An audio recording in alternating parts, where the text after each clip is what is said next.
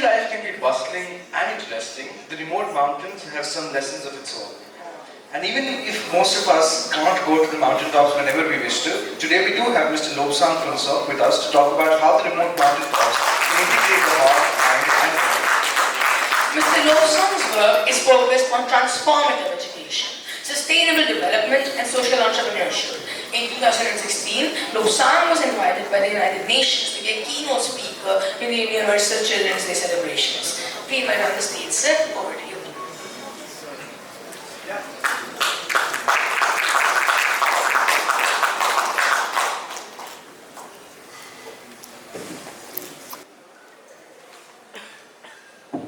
Thank you so much. Thank you. Thank you. We came from Tawang, very cold place, and we were told that Rajasthan is very hot and we are freezing. Luckily we got a jacket, so okay. Yeah. Thank you so much. Our entire team from Tawang, Arunachal, Pradesh, been enjoying, learning a lot of things. We had a big discussion this morning. This last 2 days is again amazing learning, and hopefully that we could bring some transformation in our individual's life, and as well as when we go back to our region, so we could also transform the children's life. I am thankful to all the speakers, all the delegates, and of course Ravi and entire school team for giving us this opportunity for learning. And from I think from yesterday, we have been learning. And this morning especially, the entire panel talked about inclusive education, which was, I felt, very important. I think in terms of the issues, the topics that we covered was very, very, very inclusive, I think. But still I feel that some topics were left out, which is Pyar, Mohabbat, joy. I think it is important to include a little bit Pyar, Mohabbat in this mall. That will make life a little more interesting. I was thinking about that. We even talked about mindfulness and social emotional learnings. But everybody is a little bit hesitant to use word love and compassion. A little bit hesitant about using the word love and compassion. So I wanted to talk a little bit about love and compassion, and which is my topic of integrating love, compassion, body, heart, mind, the integration of that.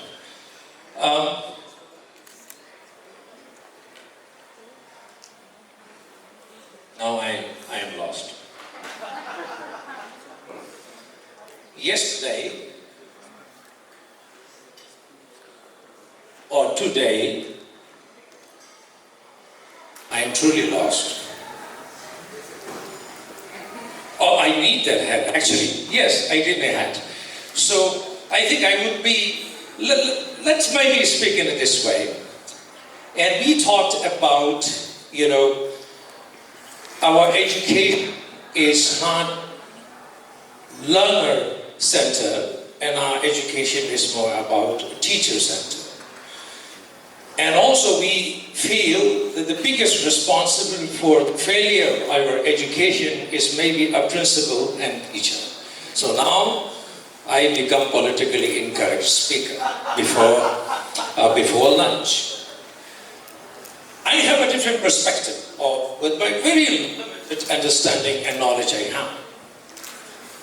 Our education is profit-centered. That is the main problem. If the education can remain out of the profit center, I think our education will change. Our education will change. The profit center education is driven by a greed and fear and evil. There is so little we can do as an educator. Look at the religion. आज धर्म बिक गया है, health care बिक गया है, our education भी बिक चुका है. There's so little we can do. We got so much opportunity to visit amazing schools, and we are staying in a TPS. We are about actually Palace School का देखने को. And there was so many emotional moments. We're coming from very remote village that we prayed inside our heart, may all the children in our country get the same opportunity. A couple of years ago, I met one guy when I was traveling from Europe, and we were sitting in the same flight, and he was running so many schools in India. I don't want to take his name. And I asked him, sir, such a wonderful thing. I actually meant that when I said this. Such a wonderful thing. Do you ever think of coming to the Northeast where the Northeasterns are totally disconnected from country, and I run small orphanage there, and I struggle sometimes. And then immediately without pause he said, but there's no market. There's no market for that. And of course, I know nobody will come because there's no market for education. So this is something yesterday I felt that I should say about this. You know, I think you have a potential to change. And here I see there's so many powerful people. And you can definitely do something, not me, not the people who are with me. We are very powerless people. But we also believe in something doing good for our society. And we do our bit. But we are so small compared to how many schools you run and how much influence you have. And the reason we came here is we want to take some inspiration and courage from you. And someday, even the remote mountaintop of this country, the children from that area can get an equal opportunity. And this is the only reason I came. And this is the reason we have so many the government teachers. They are the government the head of their teachers. So they're with me. That we're trying to learn something and bring back to our region. It's been amazing, absolutely, and we've connected to so many amazing people, so many kind people, very knowledgeable people. You know, so much amazing things happened in the last 2 days, and which we are going to definitely bring. This is truly the memories that we will cherish till the end of our life. So coming from that, so I feel yesterday a little bit, this is not going to happen. So we have to do something. And I would love to encourage anybody who would love to come to the Northeast, especially in the Tawang region, and you all, please do make an effort to come to this country and see what you can do. Because you guys have a power, influence, and all the means to do whatever you can. I feel like a little marketing today. You know, maybe I'm trying to sell something. But this is, I feel actually something that I wanted to share. So my topic is actually, in fact, to integrating heart, mind, and body. Integrating heart, mind, and body. And everybody, when we talk about, in the Oxford, in the Harvard, or in the Cambridge, and we all open eyes like, that must be the best.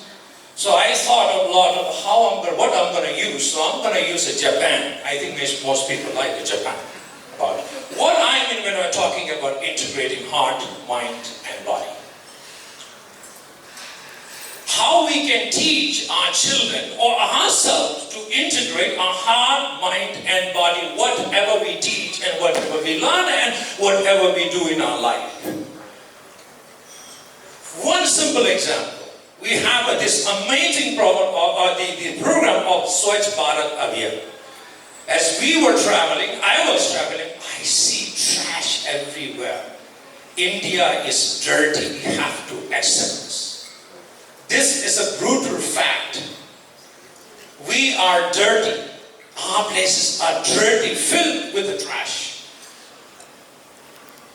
But our education, somebody yesterday talked about Nalanda, Takshila. Yes, but it is not something the Westerners actually learn how to clean, and we have to learn something from them. But I think these universities are talking about cleaning, external cleaning, internal cleaning. And the practice of Nalanda, which actually in the Tibetans actually preserve this today, all the traditions of Nalanda's best practices, the Tibetan monastics, they actually preserve and they practice every day. But this is not easy enough, so I'm going to take to the Japan. If you have an experience of being in Japan and visiting to some of the Zen temple and monastery, you will see the cleaning is not just about removing a dirt.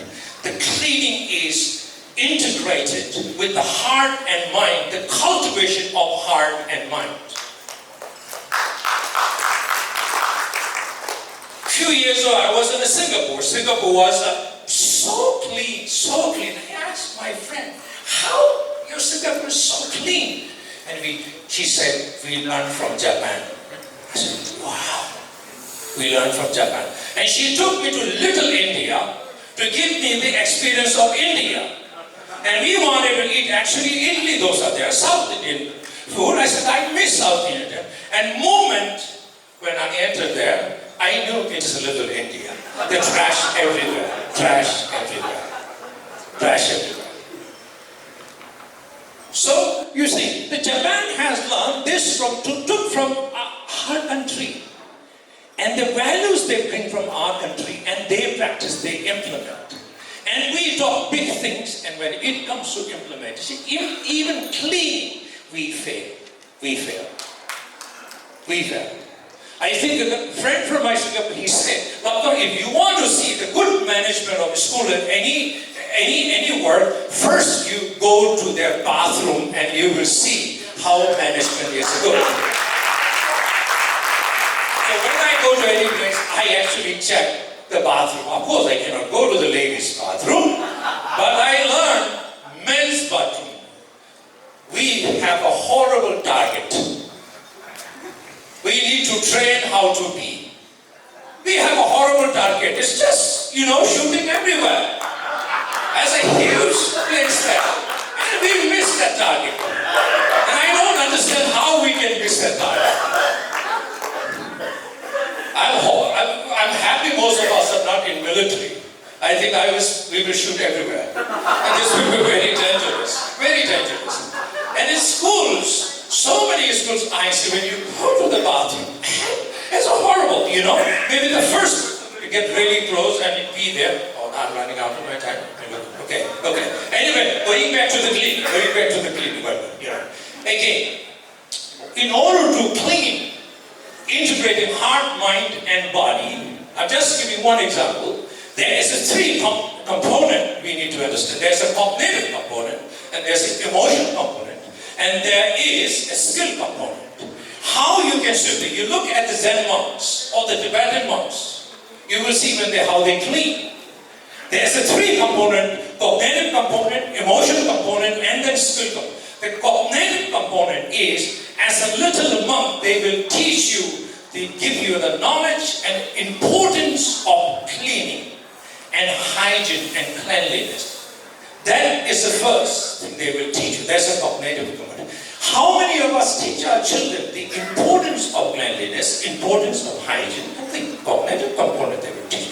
Second, the emotional component is the understanding and caring, I should say, feeling and the caring for others' well-being and caring for others' hygiene and happiness. When you clean your school, when you clean your place, and you need to have this emotion, this feeling, you care about others' well-being, you care about others' health and hygiene. That's the emotion. Now the skill component is obviously how you clean. You don't clean like... Most of the cleaning people we see is like, they don't see happy. They're like, even in hotel, every time I come out of the room and go in, and they don't have a joy that much. Because we never valued this kind of skills. We never thought this can be joyful, this can be actually mindful, and this can be very amazing practice, but we never did. So there is integration when we're teaching about the skill aspect component. It's not just mindfully teaching that. And here is a meditation they will teach.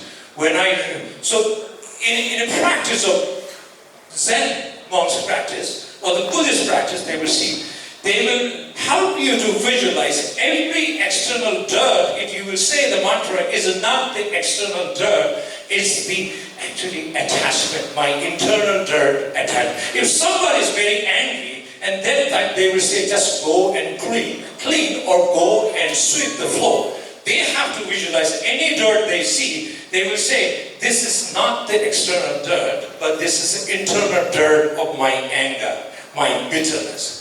Until you feel peace, they have to keep cleaning this. And that's why you will see the Zen monks when they clean, very elegant. That is the first thing they will teach you. So in our school, Jhamtse Gatsal Children's Committee, whenever somebody gets frustrated, so we let him go out, clean. And it's a wonderful thing to do. So now the third thing is how we can integrate this. Is now the integrating means heart, mind and body means complete presence of heart, mind and body. And we don't clean with heart, mind and body. We clean with some other reason. That's why anything we do, simple things we do, it is very difficult for us. Very difficult. It's nothing of fun. So when we are able to integrate heart, mind and body, even you think the most trivial thing to do in your life, it can become very meaningful, it can become very joyful. Very joyful. So this is something that I see and I strongly believe in anything that we do, we can integrate this. Integrate this in our learning, in our doing, and anything we do. As a teacher, when we teach, we can teach with heart, mind and body, and students can learn with heart, mind and body. So it doesn't matter whatever big things, small things you do, it's totally possible of integrating heart, mind and body.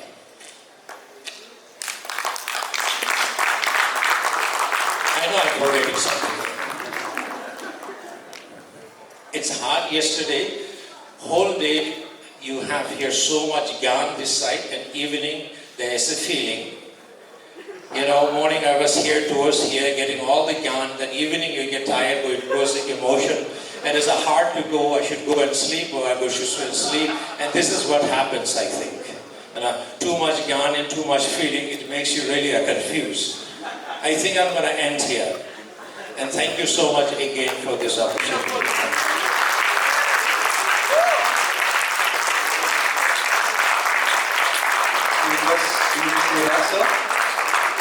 And we would like to call on stage Mr. Mountaintop, the CEO of Global Institute of Technology, to felicitate sir.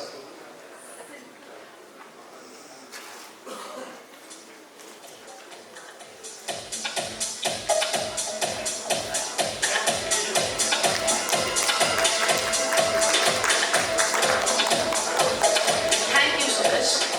We just had Aarti ma'am talk to us about the importance of social emotional learning to learn better.